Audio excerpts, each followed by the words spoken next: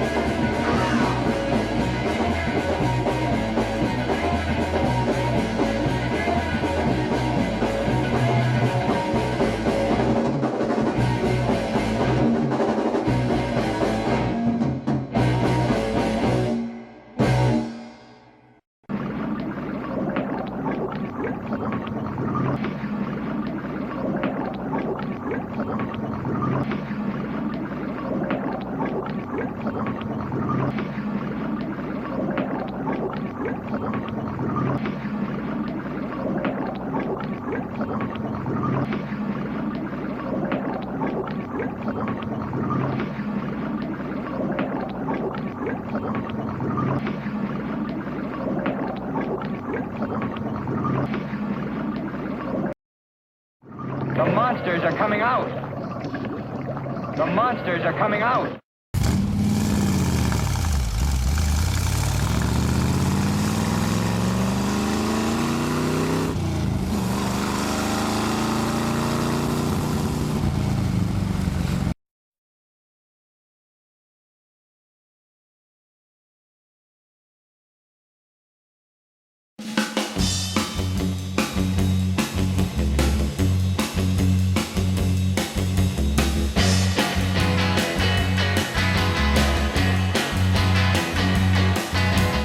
Welcome to Mad Fabricators Society. This is Zach. We're here at Barris Customs. We're about to interview George Barris and his son Brett and get the lowdown on all these bitchin' cars. Unreal.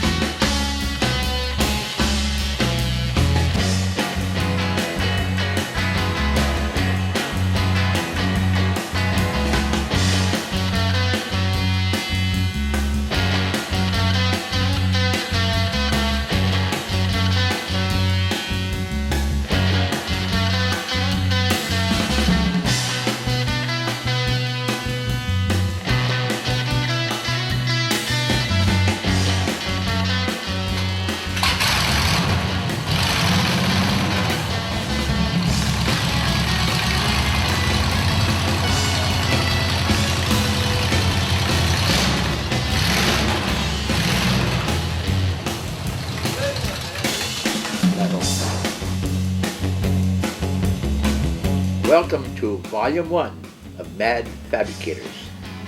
This is from George Barris, king of the customizers, all the way from North Hollywood, California.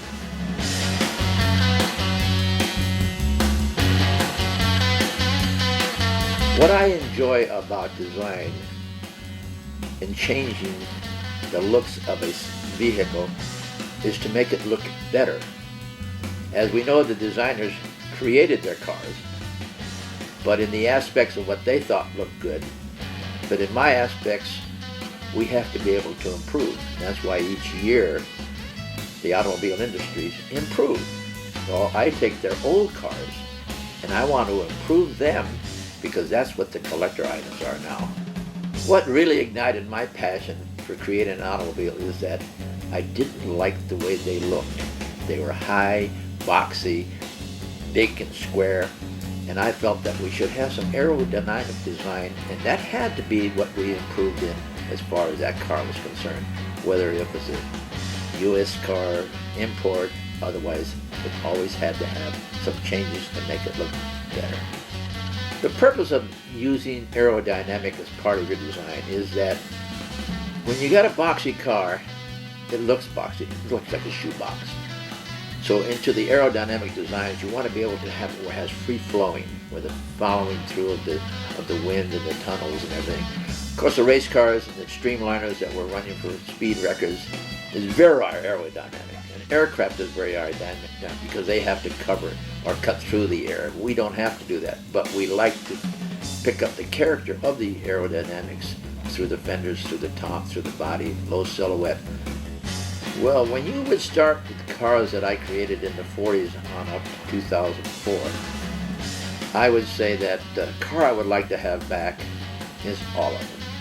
Yes, they were like a bunch of children to me because each one was different. We never duplicated. Every Merc, every little Deuce Roadster, every Wild Custom or whatever, it was something that I enjoyed, and it was something that I would like to drive each day or take home. But after several thousands of cars, I don't think I have the room to keep them. In the early pioneering stages, I was definitely held back. And not held back by the people. The enthusiasts, the people that had the cars, all wanted them. But the Department of Motor Vehicles says, no, you cannot have 4 headlights, no, you cannot have this, and no, you can't do this, and no, you can't do that. So that means I had to alternate, even to the point when I put on 4 headlights. 2 of them did not operate, but they'd still say, well, you got them there. I said, but they're not usable, they're not operable. They're only there for design. Going on into from the round headlights to the small tractor headlights onto the square headlights and the rectangular headlights. When you start out the time that I started out, and you look at it today, look at your headlights today. You have any shape you want. Teardrops, roundabouts, vertical, horizontal, quadruple, 2-inch long, whatever you want, it's available now. But you got back in the 40s and 50s, we didn't have that luxury. When I started out way back in the 40s and pioneering customizing, I took a trail of which direction I wanted to go. I did everything we could do for cars and rods and snowmobiles and bicycles and lawnmowers and airplanes and everything you can think of, toys. And as I got into the 50s, they picked up what we were doing way back in that era, and that's street racing. Hot little Deuce Roadsters, we go to Piccadilly Drive-In and we choose off and challenge each other, and we go out and race for pink slips. And then from there on, we would be into the films. They loved it because of the dramatics of what we were doing with street racing. Of course, that street racing characteristic has now moved right into the 2000 era with the Fast and Furious, which we started way back in the 50s, but now they're using tuner cars. That means the imports, the 90 era imports, which are going fast, and they got nitro, and they got all new kind of exciting things. So you found out that the movie industry is picked up on the dramatics, the excitement, the adventurous, the action, and the entertainment value of what we created way back in the 40s. My early days of racing was very interesting because I started off with Chet Herbert with a Streamliner. He had a 4-cylinder wear engine inside the Streamliner. We built the aerodynamic full envelope type body. And 4 days before going out to the dry lakes, he blows the engine. No more engine, and now he's got to stuff in a big Hemi. That means we got to take the body shells that we designed and reform them to fit the bigger V8 Hemi engine. And in doing so, we had to screw the panels on. We didn't have time for Zeus fasteners. Go out there, he broke the record at 244 miles an hour with the first run, come back again at 249 miles an hour. But each run he took, the vibration would take the screws out of the panels. So each time we had to run to the end of the strip and screw them back on again because we didn't have time to put Zeus fasteners.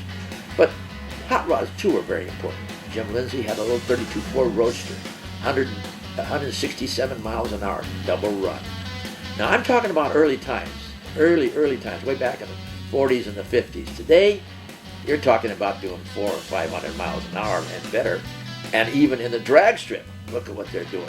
What, 300-400 miles an hour? in either a super stocker or a dragster, but look at the design and look at the engines. Look what they've done in expanding that area of making it a race car. But we had to pioneer it. We did it in our way at first, out there in Muroc Dry Lakes, going into the salts, and had some fun. And even with my first drag racing experience, we had Dick Kraft. We went out to a airstrip, and he run his little car through, which was a frame car. I bought a 1948 Cadillac, flathead Cadillac V8, pulled the body off, run it out to the drag strip. It did 98 miles an hour and a quarter. Boy, that was a lot of fun. But that just showed you the things that we had to do to pioneer racing in all different areas. Of course, I had fun with Indy. Troy Ruttman, an Agajanian, we did that car. We also did Granatelli's STP Nova, first ever Indy car that had glow paint on it. Of course, if you leave it outside for a couple of weeks, it kind of turned from red to pink because glow paint was strictly sign-colored paint. And we had that car really glowing, and we had a lot of fun with it. Just to give you a little bit of an idea of what we did for some of the pioneering of racing. The social scenes for the custom car and hot rod industry was absolutely fantastic. It was even better than that was fabulous, because we started the Customs of Los Angeles. We had the greatest cars and the greatest guys in groups, about 30 or 40 cars.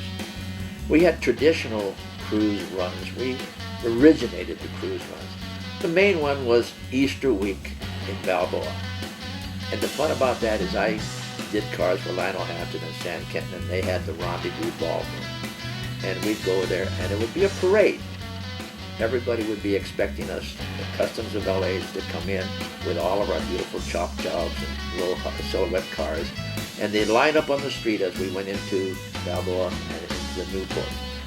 But as we went in, the Customs of LA, each one of them, we did not have a girl in the car. And the reason why is as we're going down the street and we would see a girl on the side, we'd pop our push button and the door would come open. That means the girl is allowed to come with us. And as we got to the end of the parade and got to where we had the cars parked next to the ballroom, regretfully, we had some boyfriends that were kind of angry because as we came in and parked our cars, they would come up and say, "What are you doing with my girl?" And we had a little guy named Norty Oliver. He was about maybe 5'2", 5 foot. And as the big 6'4" boyfriend would come up, he'd come up and say to us, he said, "What are you doing with my girl?" Well, we said, "Wait a minute. It's preference of choice. The girls would rather be with us than with you." And little Norty Oliver would go up and tell this guy, "Well, you are probably ugly, and that's why your girl doesn't want you, and that's why she's with us." So naturally, the guy would be pretty angry that the little guy is telling him this thing. But before the guy could really move, little Norty was like a barracuda.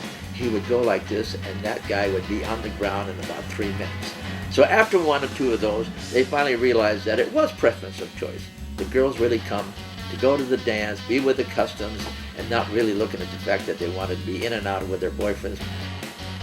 Customs groups really was competitive within reasons, but I think our rivalry was really not with the Customs groups or the builders in a venture. It was really with, shall we say, the police department. We would have what we call drag racing at Piccadilly's on the corner of Sepulveda and Ventura, Sepulveda and Washington Boulevard. That is the area or the hot drive-in where everybody would meet and they would challenge who's going to race with who for pink slips. And as they picked them up and whoever was picked out, everybody then would dash out to Sepulveda and up over the highway, and we'd line up the cars. This was early evening with all the lights on across the road, and everybody would get out of their cars, guys and girls, and turn on their music. They would be dancing and having all the fun in the world. The two kids that were racing would be about 2 miles up, and we'd give them the checkered flag and the green flag, and down they would go doing 120, 130 miles an hour. And whenever they crossed the last group of cars is when they would win, and whoever lost their cars would win their cars. But the biggest problem coming up the other way was always a set of flashing about 6 sets of cars with the red lights. That means the police were coming to catch us on the other way. And then, of course, everybody didn't want to get arrested, So we all start scampering into the thing, and here's these two guys trying to go in between us guys doing 100 miles an hour or better, and we're trying to get out of there in each direction. The cops are coming in between. If you don't think that we had the most dramatic things in our life, you got something else to think about. Of course, sometime when I went out on drag racing, we'd go down and we'd get away from them. I'd come home and my mom would come out and look at the car and she says, "George, what are these holes doing in the trunk?" I said, "Well, wait a minute." Yes, the police would peel off and pump some bullets right into it. They were so angry at us because they never could catch us, they would actually shoot at us. They didn't understand that we were young engineers, young designers, and we wanted to do things with our cars. We didn't take drugs, we didn't smoke, we didn't drink. We loved our cars. And it's too bad that the Parents Teachers Association and the cops didn't feel that we had something in mind that we wanted to do that was not damaging. Yes, it was damaging that we raced in the streets, and up to now, when it came to 1955, when Wally Parks organized drag racing, we were able to eliminate the street racing, and we went out and raced at modified strips and won awards, and that street racing was no longer again until they started over with Fast and Furious. There is an element to what we're talking about. There's a lot happening, and there's a lot on the table for cars every direction because it's the most important sport and money-making project in the world. Our future for Barris Custom and Barris Custom City is with my family. My son Brett, my daughter Joji, my grandson Jared, and we are merchandising and marketing products from wonderful design clothing apparel. My son uses the big computer box and creates things that I never thought could happen. My daughter is marketing, she's working the arithmetics and mathematics. And my grandson, he's going to be the promoter. He's going to be the guy that's going to follow my steps.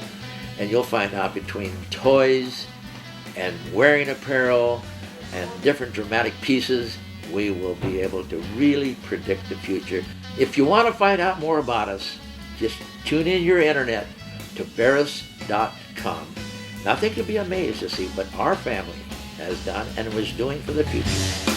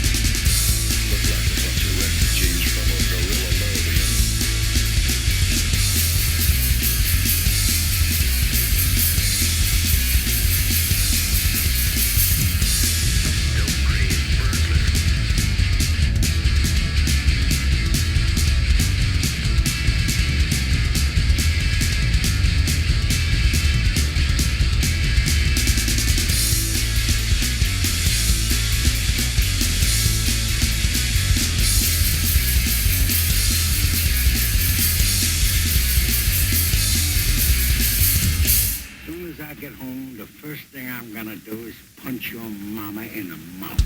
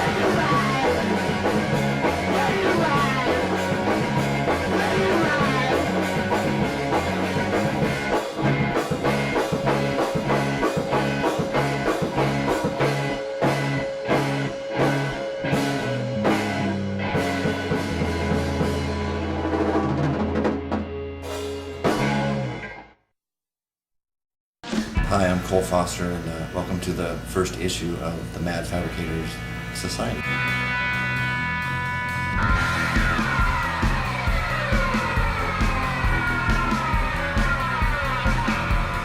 Well, growing up with Pops and the race cars, it was just, it was normal. I didn't know anything different. I lived in in the San Fernando Valley, but kind of still rural in Tarzana there. And so we were on our own island, so when you grow up with it, it wasn't like, I was 8 and then he started driving race cars. It was before I was born, so, it was like he was a milkman or something. I mean, that was just part of the deal. And then I was a little bit separated from it because he drove and built them, but not at home. He went to work 9 to 5, and once in a while the race cars would come home, just like maybe a night before he left. And then we'd go to the races and do a scene, but he kept it pretty separate, It wasn't like we had blowers on our kitchen table or anything. I had a pretty normal house. I never really worked directly with my dad, but hung out at the shop quite a bit, and then was for sure exposed to some of the nicest stuff on hot rodding had to offer in at least drag racing terms. I mean, hanging out at Mickey Thompson's shop, and it was like a museum, walking through and sitting in cars as a little kid, and great people, Butera and Kenny Youngblood's shop, where I saw painting getting done and airbrushing, so I got exposed to it. And drag race cars are very nicely finished, especially in the 60s and 70s and 80s even, before the corporate drag racing. So people really built nice race cars. The fit and finish was nice, chrome.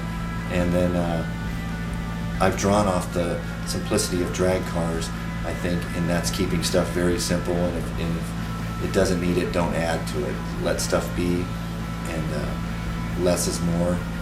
Form follows function. It's usually a good formula for me. Hung out with some kids out in Salinas and Monterey, and weekends were full of our little projects. And the kids at the shop we hung out with built and drove race cars in high school, stock cars out here. And it was in a shop complex like this, and there was a couple older guys with, they had coupes, chopped coupes, 34, and a 33 Plymouth coupe. And then these kids did race cars, so we started tinkering with our stuff, and we actually got into kind of sports cars, and a couple of other guys had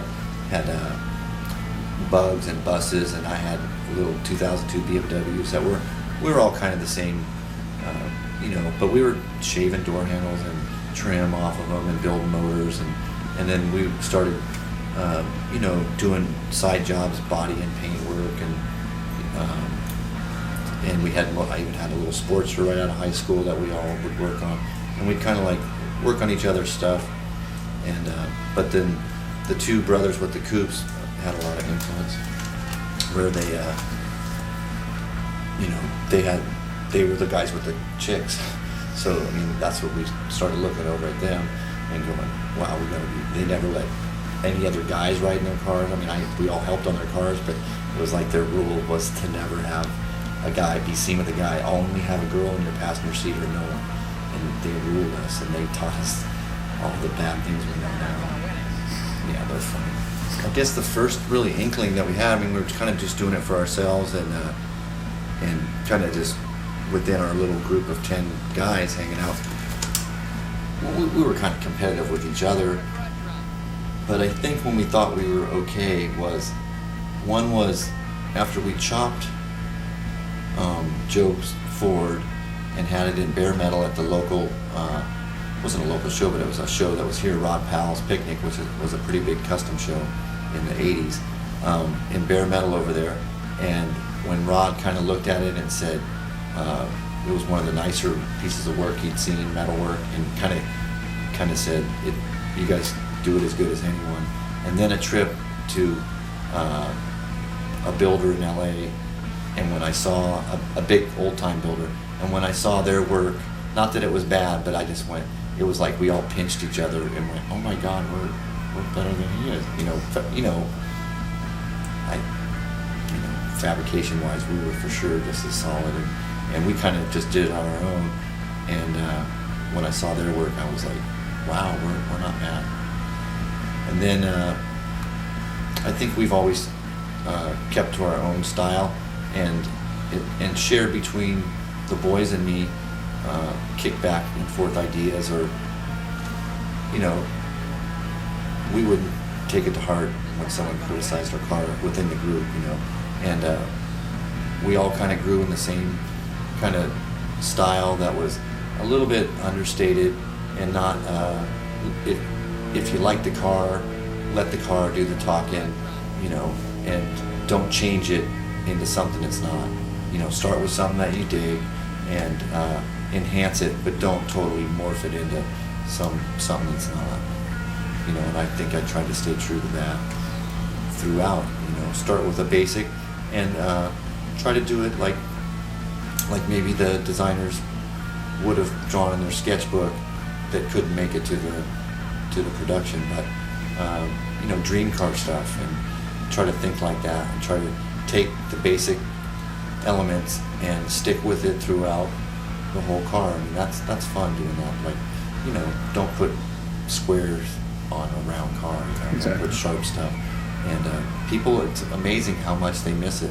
Or they'll have a car that I see that is so bitchin', get up close to it and look inside and just go, what happened? So I guess I end up trying to not make mistakes, because that's kind of what I end up looking at cars, and I go, ooh, they could have done this, or ooh, it seems like they miss a few elements, and I try to cover those bases where I don't miss them, like mixing eras too much, or colors or materials, or just try not to have a car really have everything working and then have a big tilt column sticking out on it. It just blows it for me. Or not that I hate billet, I think you can use it great, but to I don't know, just gets abused. People abuse stuff. And I try to make it all look like it was meant for each other. New guys or guys my age doing stuff. I don't know everyone's name always, but it's been fun to look at a lot of stuff lately that I think really blows up. When I saw Jimmy Shine's car before he really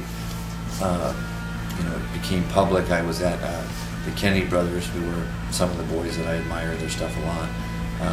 I saw his car and I was really pumped over it. I was doing my bike at the same time, and they were for sure different, but it was just bitching to see someone making parts, to not just, taking stuff off the shelf and putting it together. I mean, he was taking stuff and making neat parts, and it was really exciting to see.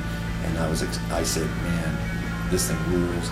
I'm gonna go blow up my car when I get home. And it was neat later when he saw my bike. He was like, yeah, I'm gonna go hit mine with a hammer. So I don't know if he was an influence, but I admire his stuff a lot.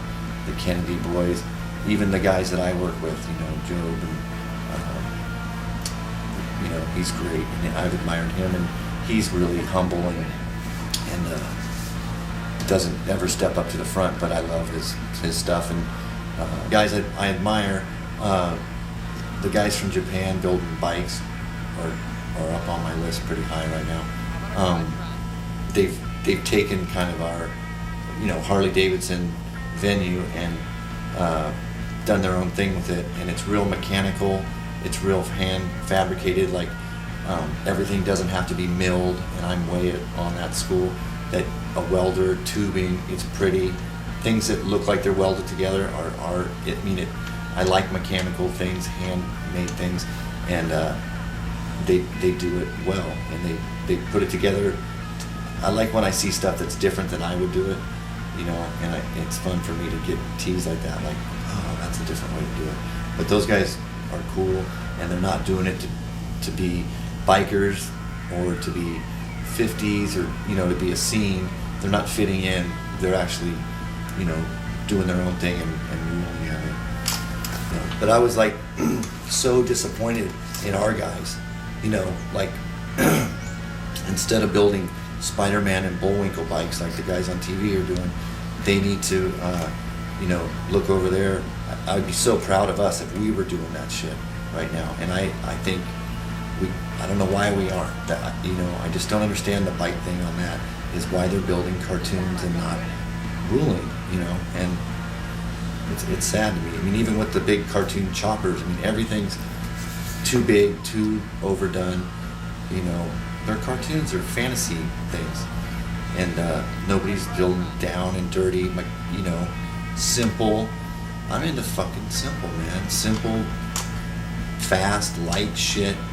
I want to haul ass. I don't want a bunch of fucking wings off of shit that don't mean anything. You know what I mean? I want the thing to fly without wings welded to it. And in general, I'm embarrassed of the motorcycle world. Pretty embarrassed of it. By being around this bike thing and doing even prototypes for the bike thing, those guys won't let me do shit that's not a bolt-on part. When I say, this is how we mount this tank that I prototyped for these guys, they won't let me make one fucking bracket that is that someone has to weld on. They don't give the biker guy enough credit to weld one bracket on, or even let a shop weld a bracket on for them. Like, everything's bolt on. Where in street rods, they're brave. They sell full cross members that these guys are gonna put together with their little welders in their garage and go down the highways with. Street rodders bite off a big bite. They do some pretty brave stuff. Where the bike thing, I don't know if maybe they can't do it. I don't know, but they think the consumer absolutely bolts it on or can't do it, and it's sad, and it puts a limit on it for me. How much stuff can you bolt on? They've already made covers to cover other covers, on those things, and it's gross, Like this car here, I want this to look like one of the cars. There's 3 famous 36s, and I want this to be the mystery fourth. When people see it, go, where's that one fucking been? And if I do that, and then that I want, you know. My own, whatever it is, war or self-conflict, Vietnam. But they ask me a lot, like, hey, like, can you do a how-to on how to chop a car? I'm like, hey, how about a how to take a dent out first? Because then if you know how to really take a dent out of metal, you can chop a car. But these guys jump off and try to do stuff way over their heads, and they have no concept of you know, physical theories on how mechanical things work, or, you know, I mean, we've been building cars for, you know, over 100 years. There's stuff that's worked and will work, and it's basic sound building methods.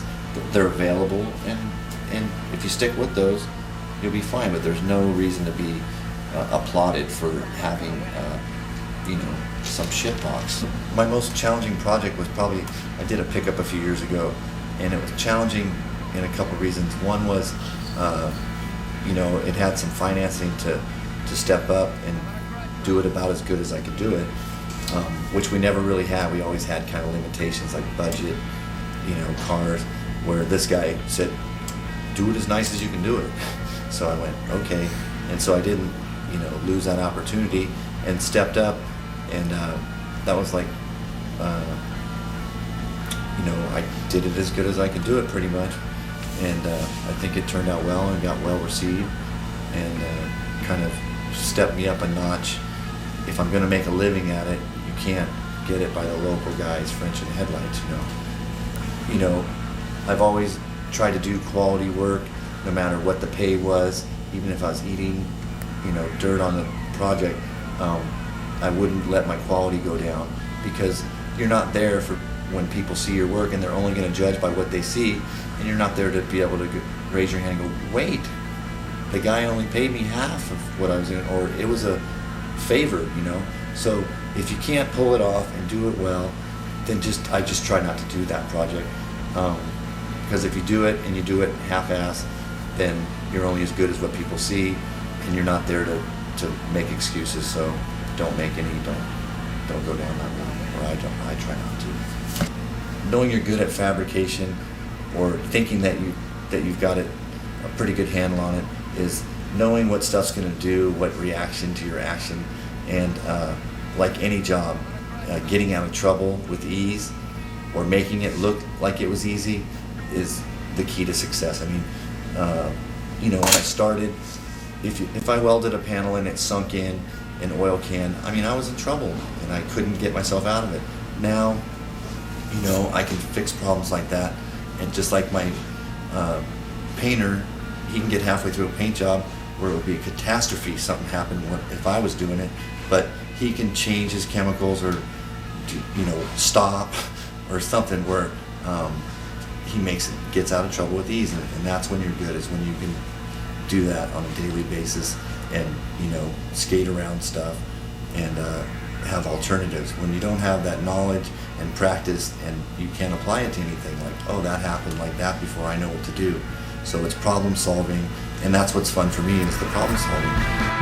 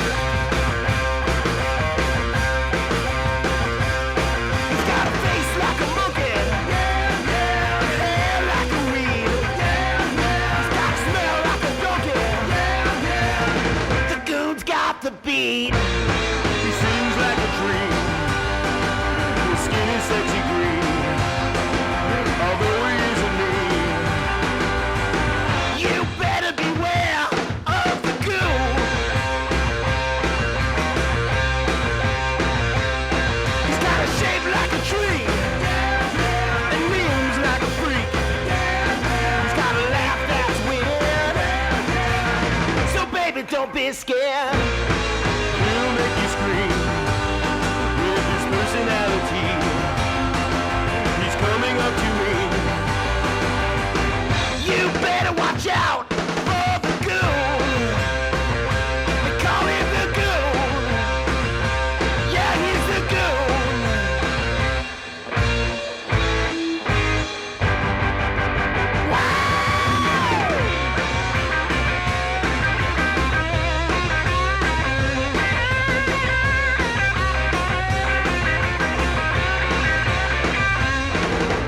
He'll make you scream with his personality. Although he isn't mean, you better beware of the goon. They call him the goon. Watch out for the goon. Yeah, he's the goon. They call him the goon.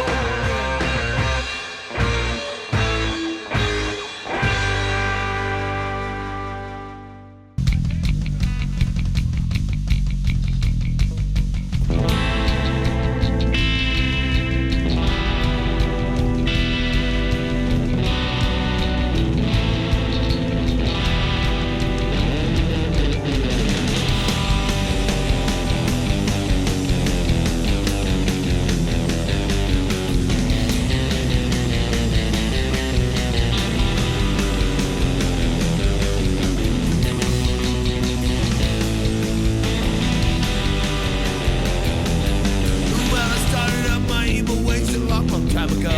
Rebellion running through my veins, my hot pumps rock and roll. Running with the hooligans that hung out summer school. Wound me up in juvie just like all the other fools. Yeah, just like all the other fools. I got hell on my back, man. I got hell on my back. I got hell on my back, man. I got hell on my back. When I'm looking in the shadow, oh, they're just waiting to attack.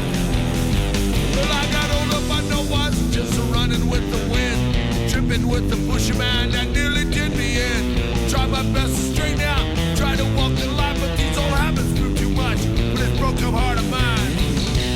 Yeah, for this broken heart of mine. I got hammers on my back, man. I got hammers on my back. I got hammers on my back, man.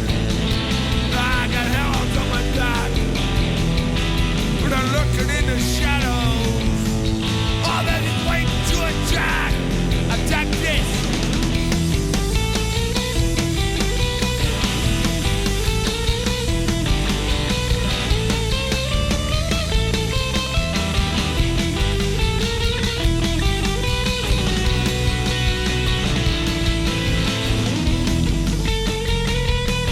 Well, I set fire to every bridge I've crossed, I've got nowhere to turn. In the end, it's obvious the reasons why I'll burn. Sell out that I'll gain and grow, so catch up with me. Take me to my new home and fulfill my destiny. Yeah, fulfill my destiny. But right now, I got hammers on my back, man. I got hammers on my back. I got hammers on my back, man. I got hammers on my back. When I'm looking in the shadows, oh, they're just waiting to attack. Attack this.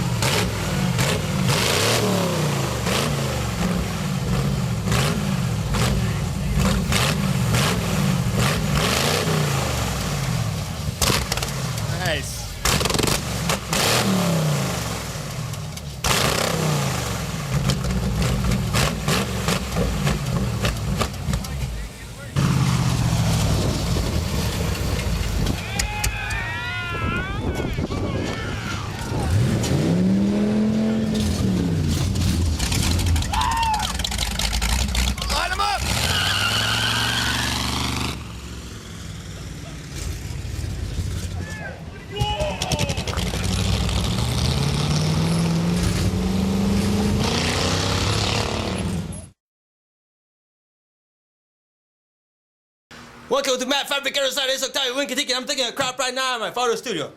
Woo!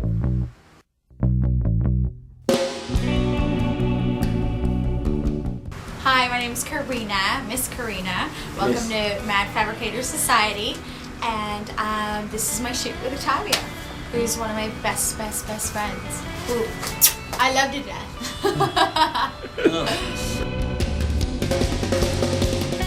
Winkatiki.com. It's got lots of cool girls. No art photos, nothing like fancy, like a cross process and look at this, how beautiful and talented I am. Because really, I'm a kind of crappy photographer, to tell you the truth. But I got cute girls, so I guess it puts me on the good side of things. Yeah, like, would you trust someone like me? Hey, let me take your photo, you know? It's like, I can't get work in mainstream, so I'm doomed to photographing girls. Oh my, oh my.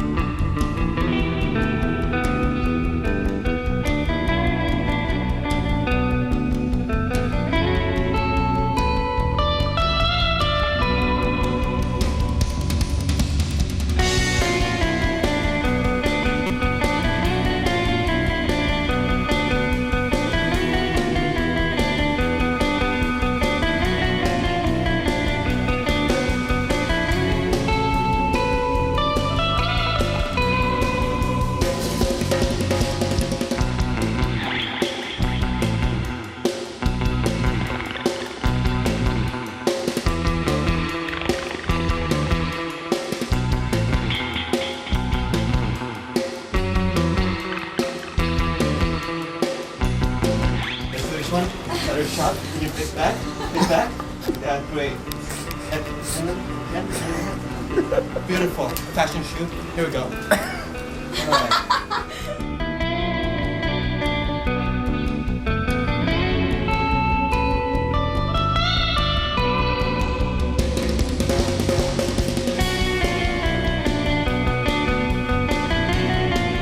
Be on the lookout for my website, karinacaliente.com. Thank you. Good job. Woo! Is your brain out of focus? My brain's always All out of the focus. time. All the time.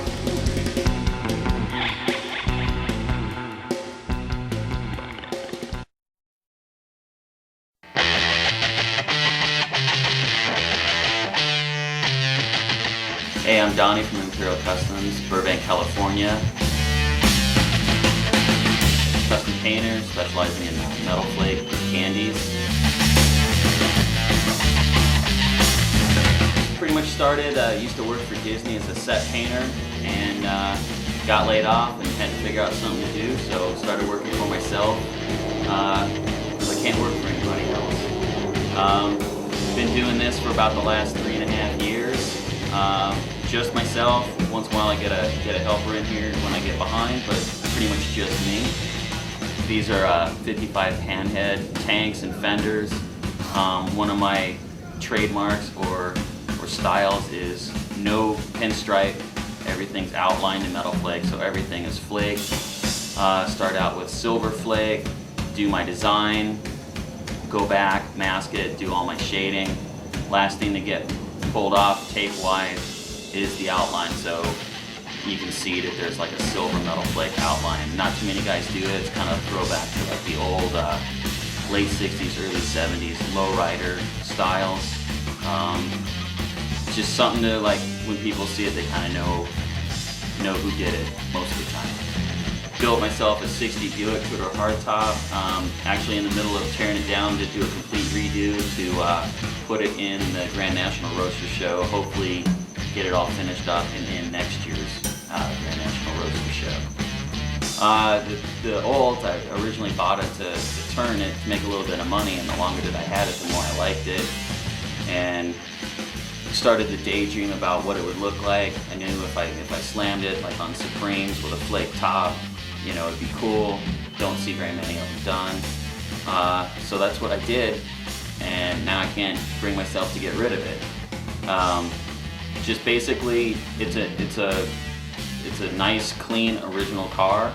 Brought it in, sanded out the top, flaked it, silver base, silver flake with a bit of like a holographic flake mixed in for a little extra pizzazz, and you know, just drive it every day. It takes me everywhere I need to go. It's just a good, nice, mild, clean custom.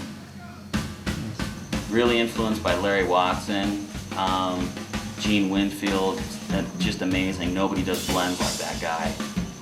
Like obviously, you know, really influenced by a lot of the old lowrider painters. Walt Prey is one who's actually still doing it, still working today.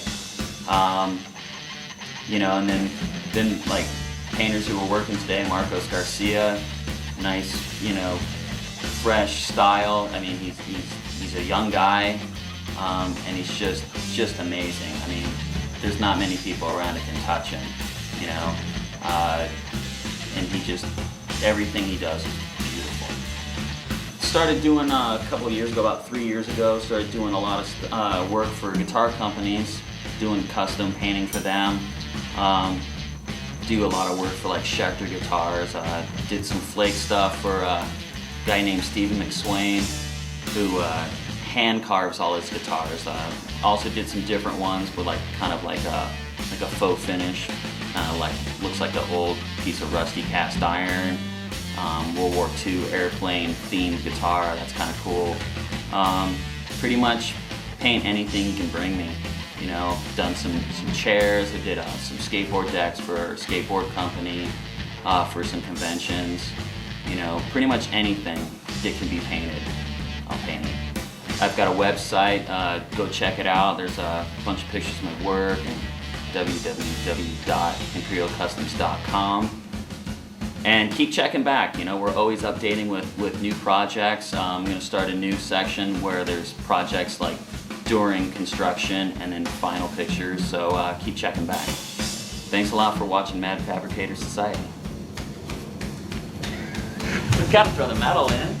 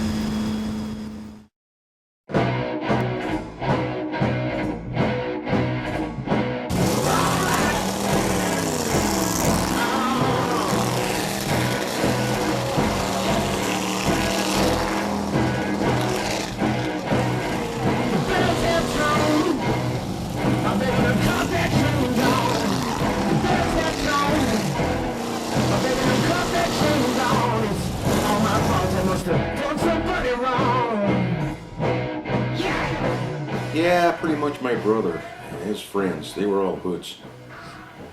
And then I remember, I was 11 when he got the hot rod. It was just, they paid $45 for it. Miles just followed through on a project, and he put a flathead in it, an early one. I was just standing around watching the whole thing, you know, and of course they're all driving 50 Mercs, you know, and 49 Fords. That's, you know, and I used to drool over those cars. You know, I just, their rides were just cooler than cool.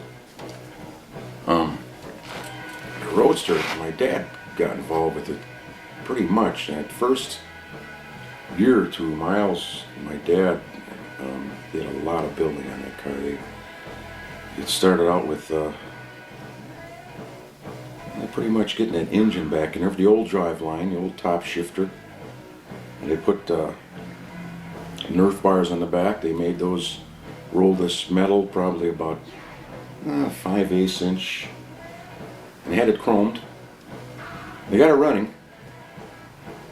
And matter of fact, when the car was running, you know, Miles would take it out every chance he got. There was no license or anything on it in those days, you know, no title. And when they were gone, I would take it out. I was only 12, 13 by then. And as soon as they were gone, I'd get in the garage and start that Roadster up, back that out. And I didn't go out on the street with it, just up and down the driveway. Anyway, my brother got it pretty much in primer, a lot the way, pretty much the way you see the cars at the pileup. That's how it looked.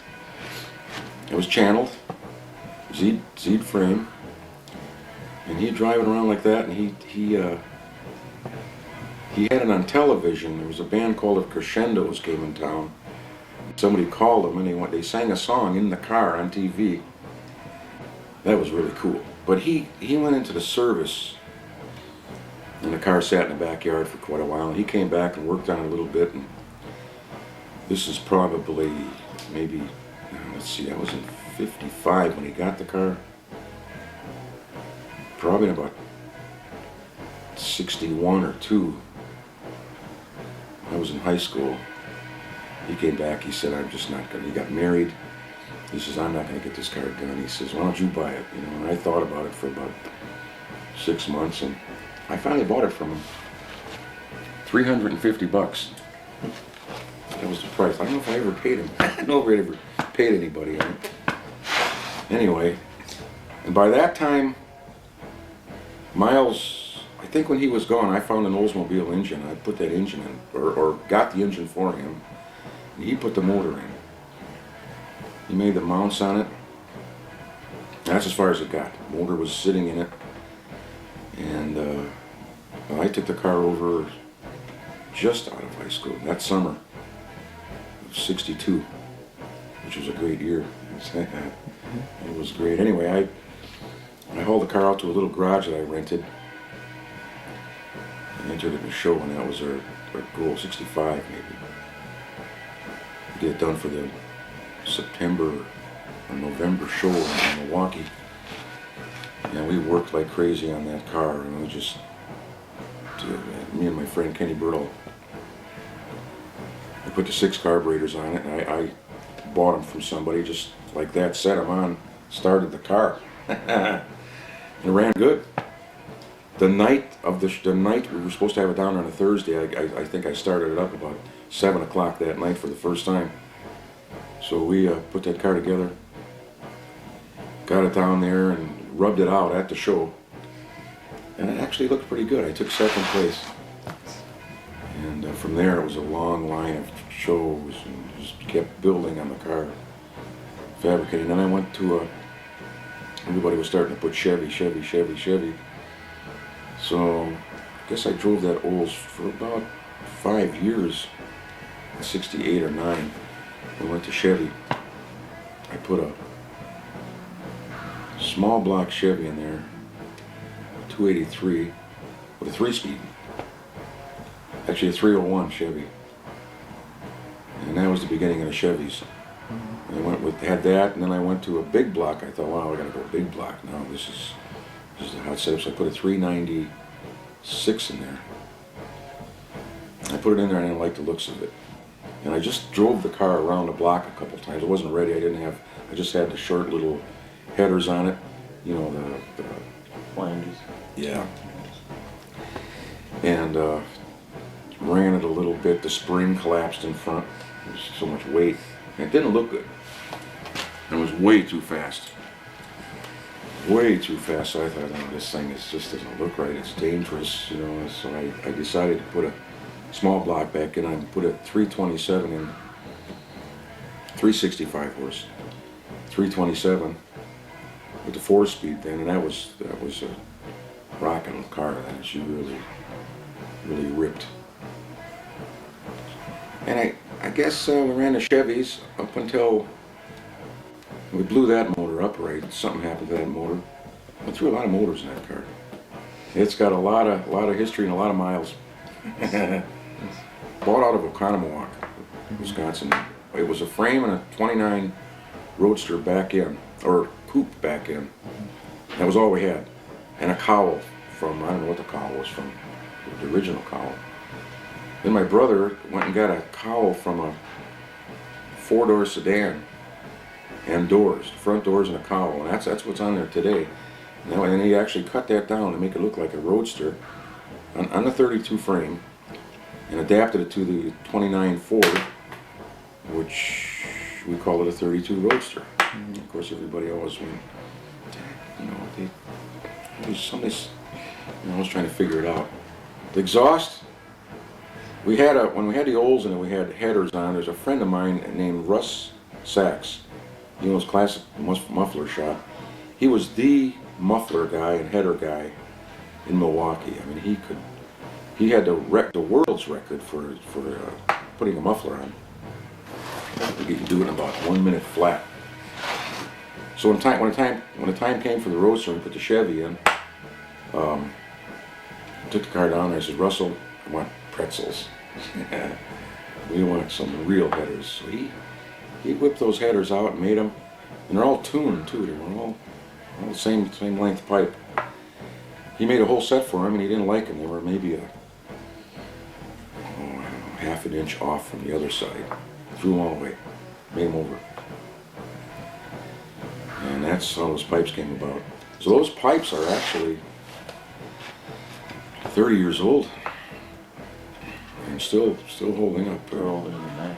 They're like 35 years old, yeah. So they held up pretty well. The flanges would get a little weak and the oils would start breaking down there. We had to wire them up a couple times, but Bobby brought them back to life and re-welded the headers up, and they're still get a lot of attention. But anyway, along all that time, the car got pretty famous around the area. You know, we had it on, it was a feature car at the Autorama World of Wheels car show a couple of times, along with the Batmobile and the Green Hornet and a couple of those cars. So we had it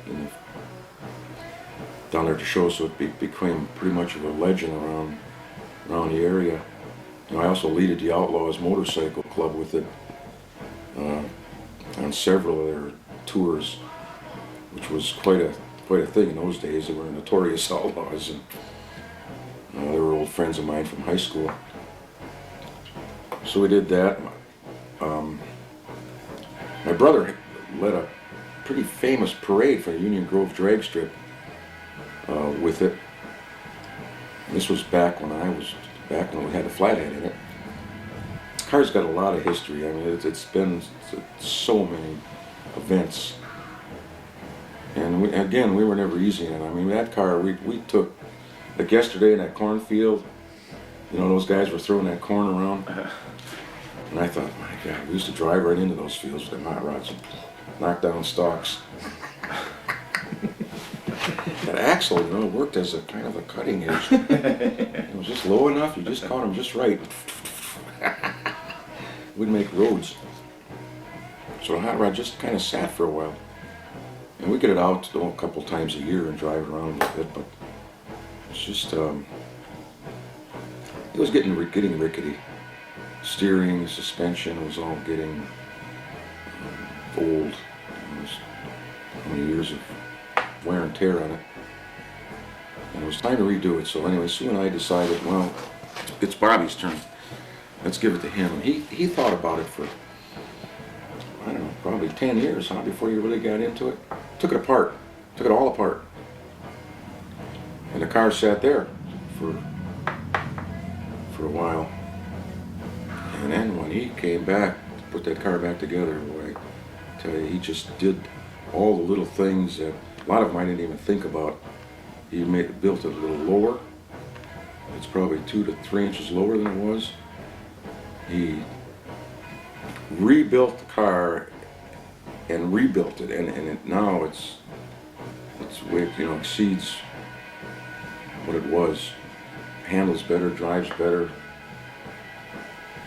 Maybe you can talk to him about that. For me, that car, it's always been the best day of the year for me. When I was a little kid, the best day of the year was when we'd get the Roadster out. And I would beg and I'd try to help do whatever I could to get him to pull it out. And just riding in it and the sound and the gears and the clutch and the headers. And it's a part of me. It's, I've never not had that car in my life. I mean, it's always been there. I don't know what it's like to not have it, and when it came time when I got it, I appreciated the history with my grandpa and my uncle and the things my grandpa did to it are ingenious, and I mean, I'm obsessed with these cars. I have thousands of magazines and some of the things that my grandpa made you just don't see. So when I decided to redo it, I wanted to take what they did and push it and change it around to make it my car, but to keep it unique and as they would have done it, and I was never into the street rod thing or the buy your own parts, and mostly because I couldn't afford it. I play in the band, so I have to make things or redo things, and just wanted to take the car and take it far beyond where they ever thought it could be. And I wanted to make it so I could drive it anywhere, whenever I want, and cause trouble. So I took it all apart and I redid every inch of it, and it was challenging, strictly because I didn't want to put new parts on it. I didn't want to update things, but I needed to update things, so I had to make a lot of things that were, as the old days or whatever. And traveling in the band, it gave me tons of time to obsess over every detail. Every detail. I wanted to build the best hot rod ever. When I got the car, it had sat around for a long time in a bad garage, so it was all the paint was checked, all the chrome was shot, and there was literally rust holes in it. And it had a 307 Chevy in it. The motor that was in it, my dad sold to a Corvette restorer because it was a Corvette motor, so he just put another motor in it just so it would run. So I pulled that motor out and found this other 301 that a friend of mine in high school shop class built, and I always thought it would be a good hot rod motor, so I put that back in there, and I found the carbs and rebuilt those, and found all the stuff for the motor. The body had a lot of kind of sketchy, quickie body work in it here and there from over the years, so I tried to redo all of that and straighten it out and put metal back in there. I didn't change too much on the body. The rear end I changed a little bit. I put the Cadillac taillights in it. The front spreader bar, I made that Nerf bar. I made that in the way that my grandpa would have done it with the way the brackets work. I lowered it. I put a different cross member in it. I lowered the rear of the car. The top was, or the windshield was chopped. Then I painted it the base coat green, and I guess that's pretty much how it sits now. Had the interior all redone, built all new floors, all new pedals, Pretty much built everything on the car. Yeah, I put the gauges in the firewall from those I found at a swap meet from some old time car. They had a bunch of crazy gauges in that I don't even know what they did, but I put the gauges in there just because of the monogram big 32 Ford model. I thought that looked cool. Everything on the car is authentic. There's very, very few, aftermarket parts on it. I changed a lot of things that were just goofy, things that would have been neat back in the day that just didn't make sense to me. I cleaned it up a lot.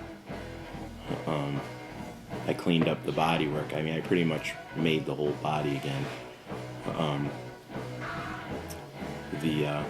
The floorboards and some of the stuff that you didn't see were just, they just put in whatever they had around, I spent a lot of time. I lowered the grill shell because it didn't sit too high before. It just looks better lower. The dashboard is a 49 Mercury dashboard that's been sectioned and chromed and padded, and that was done by my Uncle Miles and was padded by my dad. And it fits in there perfectly. Just looks great. That was a pretty neat thing. Everything my brother did, my dad was right around the corner watching. So close eye. It all, yeah, but it all balanced out and worked.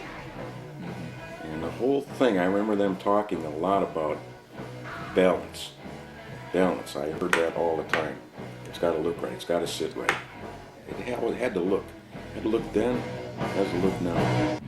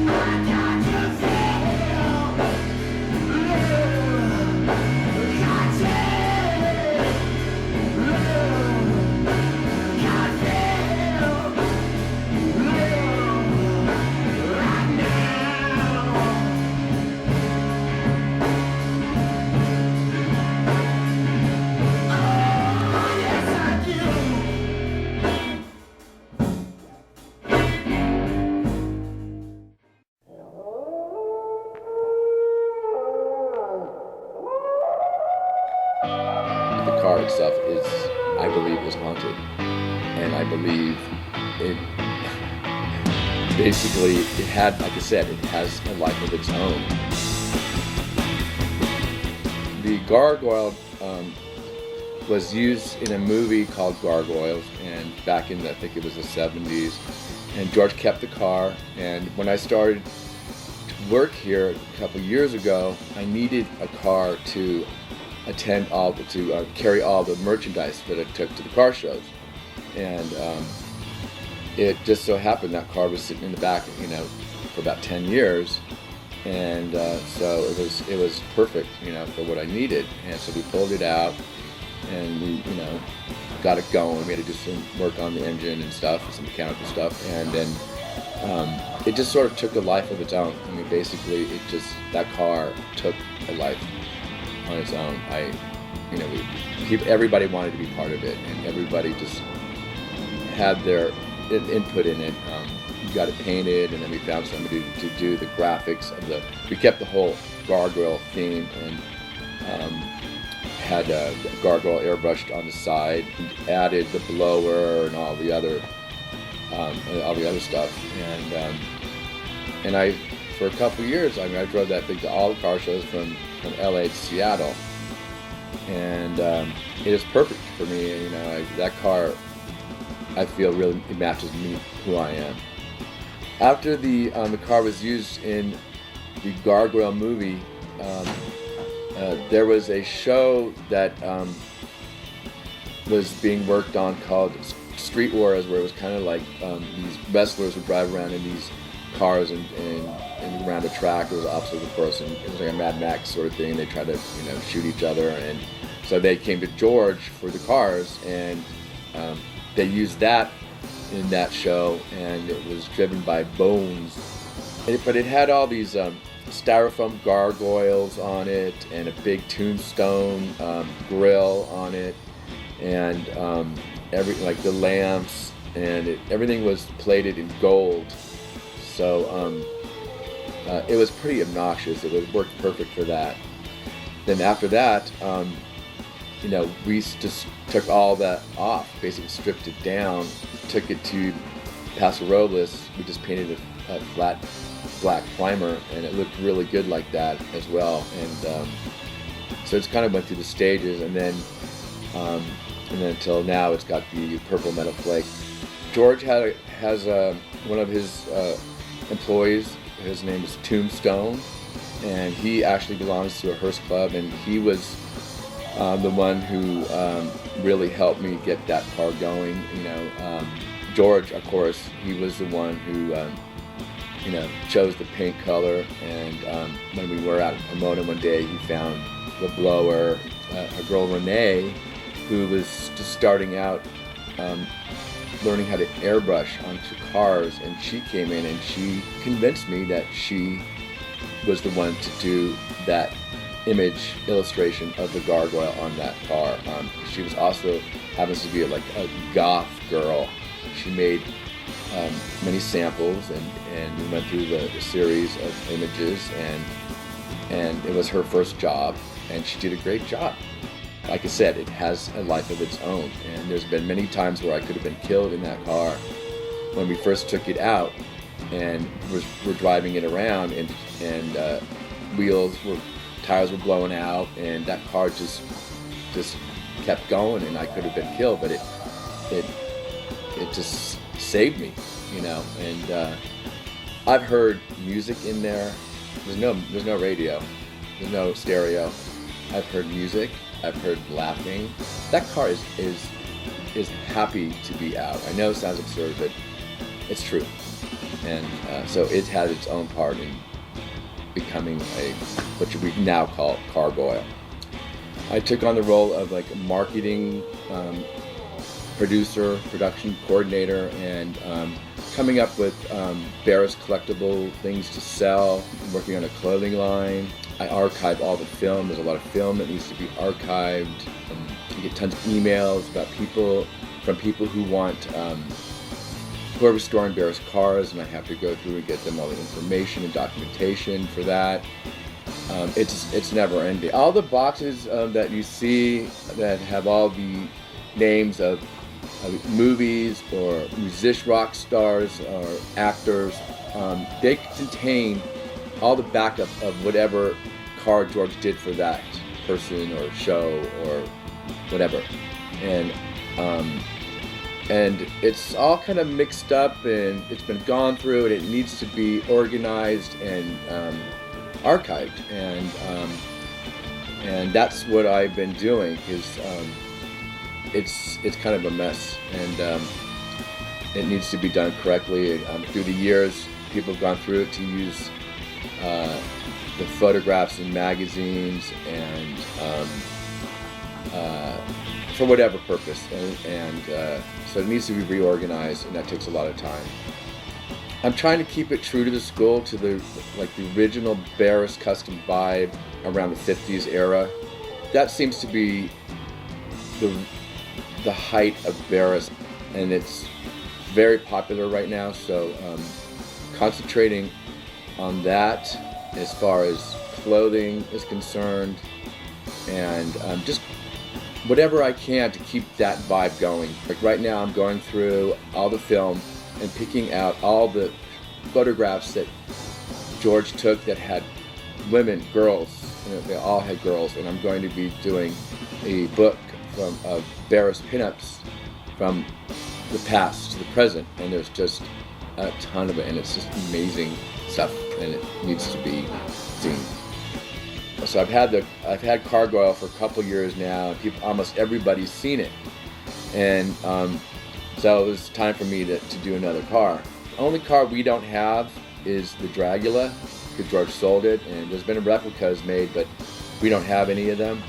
So I wanted to do a Dragula, but I wanted to do it a two-seater. I put the word out, and some friends of ours, the friend of ours, Jim Johnson, who builds some cars for us, he found a 27 T-bucket that would work perfect. And then we were looking at getting a casket and stretching it out, but that was rather difficult to do because the caskets were hard to find, and then it was expensive to stretch it out because I had to do this on a budget. And I wanted to kind of keep it with the rat rod sort of theme as well. So he just went ahead and made a casket in the shape of the old toe pincher style, which was perfect form for that body. And that's another one that just started taking on a life of its own. So look for that in Volume 2 of Mad Fabricators Society. Yeah, there'll be a lot of new things coming up, so be sure to check on our website, barris.com, for all the new items and stuff that you can get. Thank you, Brett Barris. You're welcome. Thank you.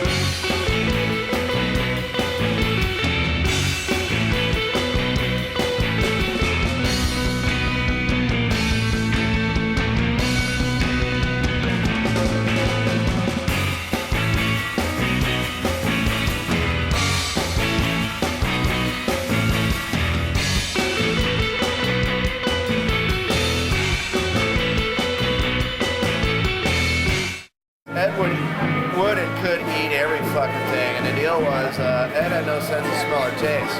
All right, so I don't know whether like he got a heavy blow to the head when he was younger, or like he got some kind of like a chemical thing. But anyway, his whole olfactory taste thing was blown out and burned out. Okay, so it was around the time when Tom Wolfe wrote the book on him, and there's all these East Coast literature guys coming out to hang around with Ed, rub elbows with the California hot rod guys, and Ed was getting kind of tired of these guys by this time. And so anyway, for lunch I went to some burger burrito shack, and Ed's there in his dirty coveralls, and, he goes up to the window and he asks the lady, he puts his order in, which is like a huge fucking box of food, all right? And then while he's still standing up the counter, and the guys are two behind him, the two seersucker, summer suit East Coast guys, Ed reaches in the back of his fucking overalls and takes a crap in his fucking hand. And then opens up the little swinging door dumpster thing. It sticks it in there. And then reaches in with one clean hand with his paw and grabs all these napkins off the fucking counter. Wipes his hands like that. Throws out the trash and does this. Then gets his food, sits down to eat. And then these East Coast guys are just fucking appalled. They just sit there eating, with his fucking, hey, he just took a shit of it. They didn't care. He'd like to do something like that to fuck with people, And then these are the comic book covers we did together. And Ed gave me this, and then another guy gave me this one, so I painted these. And I re-sculpted them. They got like fatter lips and they got soul patches on.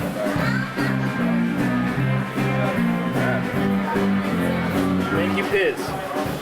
Jawohl.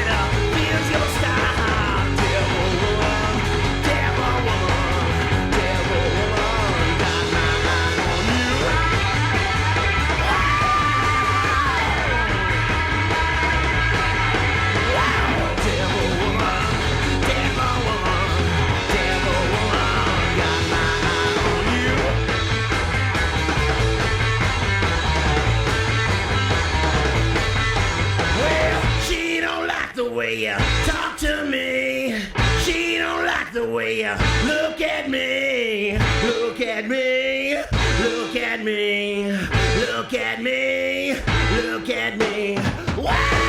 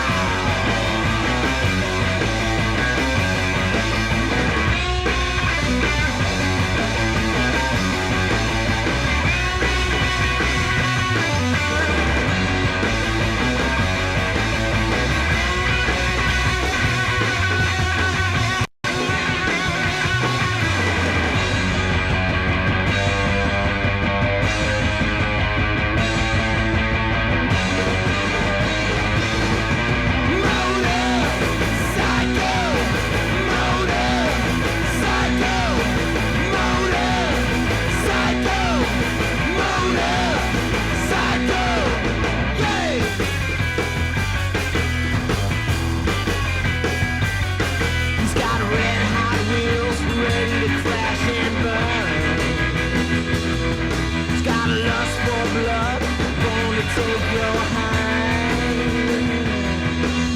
Motorcycle, motorcycle, motorcycle, motorcycle, yeah!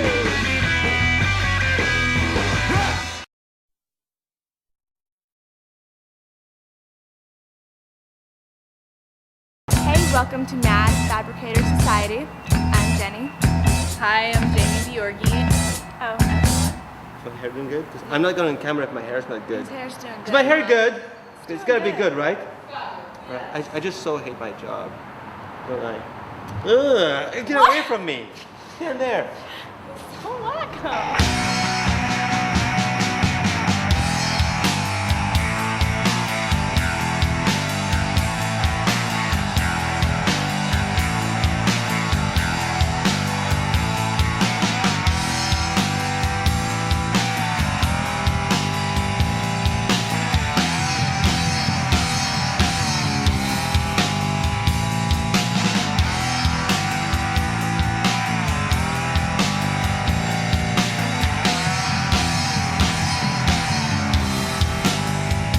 When I see you in the street, I get visions of what we'd meet.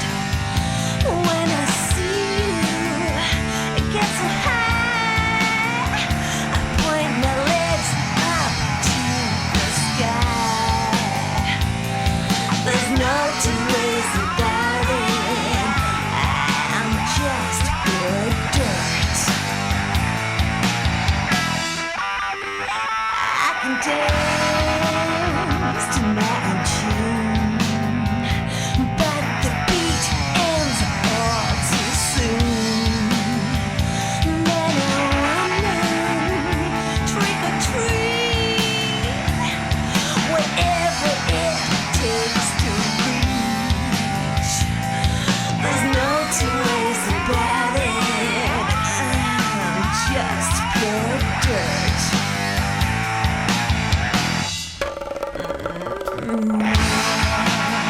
To be had, to be had. So come along with me and see a dirty I can be.